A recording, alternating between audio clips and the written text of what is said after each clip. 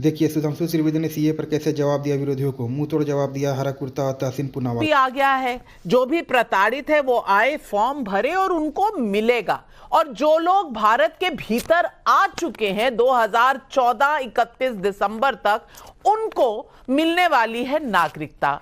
किसी की तो छीनी नहीं जानी है नागरिकता। अब किस बात का डर, अब किस बात के सवाल, और अब हेडलाइन मैनेजमेंट के अलावा आपके पास और कोई भी क्रिटिसिज्म है? क्योंकि अगर आप हेडलाइन मैनेजमेंट कह रहे हैं तो 9 फरवरी को गृह मंत्री अमित शाह ने मुझे इंटरव्यू में जो कहा था वो भी आप सुन चुके हैं। अब बताइए कि दिक्कत किस बात की है?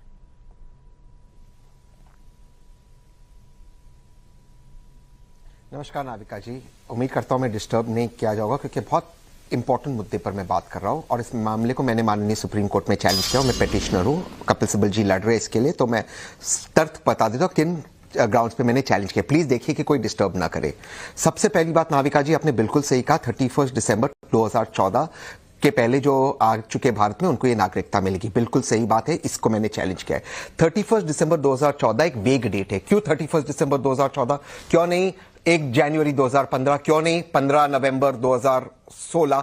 ये एक वेग डेट है। वेग डेट्स कानून में नहीं आ सकते, इसका कोई साइंटिफिक या लीगल बेसिस नहीं है। दूसरी, और हमने देखा इसके बाद तालिबान टेक ओवर हुआ तो वो उन हिंदुओं को क्यों नहीं।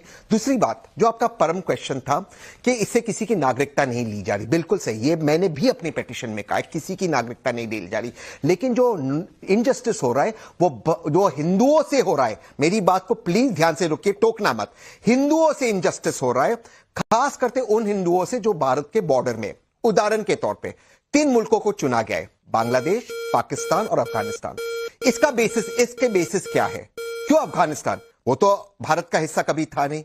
और अगर भारत के जो देश हिस्सा थे तो क्यों नहीं म्यांमार, जहां पर हिंदुओं को जहां पे हिंदू कठिनाइयां में है, जहां पे हिंदू सिटीजन्स के साथ, रोहिंग्या हिंदुओं के साथ गलत हुआ है, वो उनको क्यों नहीं? श्रीलंकन तमिल्स के साथ क्यों नहीं, जो अधिकतर हिंदू है? सबसे ज्यादा जेनोसाइड और माइग्रेशन तमिल हिंदूज का हुआ है, उनको क्यों नागरिकता नहीं दी जा रही? तीसरी बात, आर्टिकल 7 और आर्टिकल 8 भारत के संविधान का ऑलरेडी अधिकार देते हैं। खास करके आर्टिकल 7 भारत के संविधान का, जो आप कह रहे थे नेहरू जी की इच्छा थी कि पाकिस्तान के किसी भी नागरिक को हम सिटीजनशिप दे सकते, खास करके हिंदुओं को, तो फिर उसका उपयोग क्यों नहीं किया? इसके लिए नया कानून क्यों लाया गया? इन सवालों का जवाब सरकार नहीं देती, सिर्फ हेडलाइंस मैनेजमेंट करती। एक लास्ट चीज से मैं अपनी बात समाप्त करता हूं।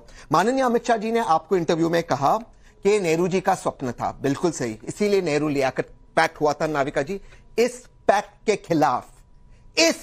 खिलाफ गोलवलकर जी ने रिजाइन किया था। आप मुझे फैक्ट चेक कर दीजिएगा, इस पैक्ट के खिलाफ।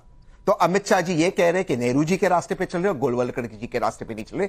मैं बस ये मेरे पॉइंट्स से, आगे के पॉइंट्स में आगे के भाग में बोलूंगा। थैंक यू नाविका जी। तहसीन पूनावाला जी को बिल्कुल सीए से कोई दिक्कत नहीं है, बल्कि वो चाहते हैं कि और भी देशों को इसमें शामिल किया जाए। सुधांशु त्रिवेदी जी जवाब। बिल्कुल है। हाँ, तहसीन भाई को मैं बता देना चाहता हूं, आप युवा और प्रबुद्ध वकील हैं, मगर आप कांग्रेस के समर्थक हैं, तो जरा अपना ध्यान रख लिया करिए। आपने कहा कि अफगानिस्तान तो कभी भारत का हिस्सा था नहीं, ये राम महाराजा रणजीत सिंह जी के समय में कभी नहीं था। ये बताइए, जब नेताजी सुभाष चंद्र बोस कलकत्ता से अंग्रेजों की को चकमा देकर निकले थे, तो काबुल में एक मेहरोत्रा जी थे जिन्होंने उनको जिनके घर में वो लंबे समय तक रहे थे। क्या बोलने लगते हैं? 1950-60 के दशक तक काबुल में 1/3 आबादी हिंदू और सिखों की थी। चलिए, तालिबान के आने के बाद जो सिखों के साथ हुआ, वो सिख कहां जाते? ये अफगानिस्तान के उस तरफ सीरिया जाते या भारत आते? और सुनिए, मेरी बात नहीं है, ये अकाली दल के नेता सुखबीर सिंह बादल खुद बोल चुके हैं कि 60,000 से अधिक सिख आवेदन दिए हुए हैं, जिसमें बहुत से अफगानिस्तान के भी हैं और उन्हें सिटीजनशिप देनी चाहिए। ये फ्लोर ऑफ द हाउस पे बोले। अब मैं आपकी पार्टी को याद दिलाना चाहता हूं, मैंने जिस कमेटी की बात कही थी, 2003 की सिटीजनशिप अमेंडमेंट एक्ट की कमेटी, जिसके चेयरमैन प्रणब मुखर्जी आपके नेता थे, और ये कपिल सिब्बल उसमें सदस्य थे। कपिल सिब्बल भी उसके सदस्य थे, लालू प्रसाद यादव जी भी उसके सदस्य थे, जो हाथ से लिखे हैं कि मेजॉरिटी को नहीं देना। और सुनिए, 18 दिसंबर 2003 डॉक्टर मनमोहन सिंह ने नेता प्रतिपक्ष के रूप में तत्कालीन गृह मंत्री आडवाणी जी से कहा है कि बांग्लादेश में हिंदू और बौद्ध उन्हें देना चाहिए। अब आइए, तरुण गोगोई जी की सरकार का रेजोल्यूशन है जुलाई 2014, हिंदू, सिख और बौद्ध उनको देना चाहिए।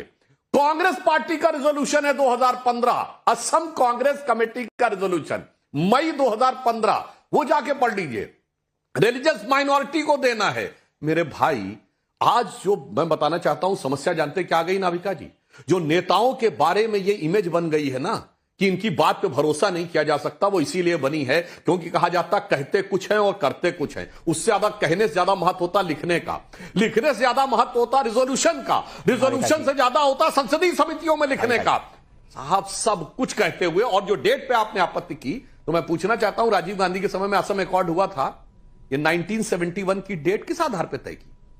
71 के बाद वाले जो आए उनके लिए कुछ नहीं होना चाहिए। माननीय, ये सब होता है कि मैं बोलता किसी चीज के अंदर कोई गलती निकालना, इसलिए मैंने विनम्रता से उसका जवाब दिया। आप अपनी पार्टी कह दीजिए मेरे सारे रेजोल्यूशन गलत है। और सुनिए, कांग्रेस पार्टी का 1949 नवंबर का रेजोल्यूशन है कि हमको सबको देना है, हिंदू सिखों को जो आएंगे, और भविष्य में भी देते रहना है। ये 26 सितंबर 1947 को महात्मा गांधी ने भी कहा है हमारा कर्तव्य और हमेशा से आते रहना। अब कह दीजिए गांधी गलत थे, नेहरू गलत थे, मनमोहन सिंह गलत थे, कपिल सिब्बल गलत थे, तरुण गोगोई गलत थी, असम की सरकार गलत थी, क्योंकि मुझे इस समय वोट पाने के लिए चंद कट्टरपंथियों का साथ लेना है, तो हम अपने सारे पुराने लोगों की इज्जत उतारने में मुझे कोई गुरेज नहीं। सवाल का जवाब तहसीन पूनावाला जी आप जरूर दीजिएगा, लेकिन हमारे साथ दानिश कुरैशी जी प्लीज, मैं रिक्वेस्ट कर दूं, thank you, please. Okay, 30 second जवाब देने दीजिए तो दर्शकों को अच्छा लगे, फिर आप दानिश भाई के, अगर आप मेरे से आपसे 30 सेकंड बोलिए तहसीन जी। 45 सेकंड्स ना मैम, बिल्कुल सही सुधांशु जी ने कहा। आशा 45, प्लीज मैम, आपका फेवरेट हो, मैं रुक गया आज बॉम्बे में आपके लिए, मुंबई में, प्लीज मैम। आसाम अकॉर्ड की बात की, बिल्कुल सही, 1971 उसका एक हिस्टोरिकल कॉन्टेक्स्ट था, इंडिया पाकिस्तान वॉर, तब हमने पाकिस्तान के दो टुकड़े थे, एक हिस्टोरिकल कॉन्टेक्स्ट था। थैंक यू, आपने मेरी बात को सही बताया। दूसरे, आपने जितने भी अकॉर्ड्स की बात की और आपने डेट्स की बात की और आपने बताया कि कांग्रेस के रेजोल्यूशन थे, बिल्कुल सही, वही तो नेहरू लियाकत पैक्ट था जिसके खिलाफ गोलवलकर साहब ने रिजाइन किया। थैंक यू, आपने मेरी दूसरी बात को सच बताई। तीसरी बात, कांग्रेस का रेजोल्यूशन कहता है सभी माइनॉरिटीज, हिंदू और बौद्ध, सारे भारत के बॉर्डर्स पे जिनके साथ अन्याय हुआ है, मान example Sri Lanka, example Myanmar, example Maldive, example Mauritius, ये हमारे मैरिटाइम बॉर्डर्स है, एग्जाम्पल नेपाल जो बौद्ध हिंदू सिटीजन है, मेहदीज, आपने उनको इंक्लूड नहीं किया। मैं आपसे दोबारा से सवाल पूछता हूं, जो तमिल हिंदू, नहीं साहब, नहीं लिखा है, क्लियर कट लिखा है, केवल माइनॉरिटी को देना है। तहसीन जी झूठ मत बोलिए, आप उसका जवाब नहीं दे रहे। मैंने कमेटी का पॉइंट नंबर 9 कोट किया, उसमें लिखा है कि इन देशों की मेजॉरिटी को नहीं देना है। तो मेजॉरिटी को नहीं देना है, माइनॉरिटी को देना है, उसमें सिख, उसमें हिंदू, सिख, मेजॉरिटी को नहीं देना, माइनॉरिटी को ही देना है। इन देशों का जो बताया है डिटेल, अफगानिस्तान, पाकिस्तान, बांग्लादेश, यहाँ मेजॉरिटी कम्युनिटी अलग है और माइनॉरिटी अलग है। नहीं देना, committee headed by Pranab Mukherjee, देना है ना, तो वही करेक्ट। तो आप किसको दोगे? अगर मेजॉरिटी को नहीं दोगे तो माइनॉरिटी को ही दोगे ना सुधांशु जी। हाँ, जो तो आ रहा है, मान लो नेपाल से या श्रीलंका से, तमिल, वही तो मैं कह रहा हूं, तो क्या प्रॉब्लम है? फिर क्यों कह रहे हैं कि वहां मुसलमानों को भी देना चाहिए? सुधांशु जी, क्योंकि नेपाल में मेजॉरिटी हिंदू है, आप समझ नहीं रहे हैं तहसीन जी, तो जनता आपकी बात समझ रही है। और मुकेश नहीं तहसीन पूनावाला जी, अब आप या तो आप सिंगल इंटरव्यू, क्योंकि आप फेवरेट हैं, तो आप सिंगल इंटरव्यू पे आया करिए, क्योंकि सारा समय मैं आपको नहीं दे सकती और आप ही तय कर लेते हैं कौन मेरा फेवरेट है। कांग्रेस को भी बता दीजिएगा कि कांग्रेस मेरी कितनी फेवरेट है। मुकेश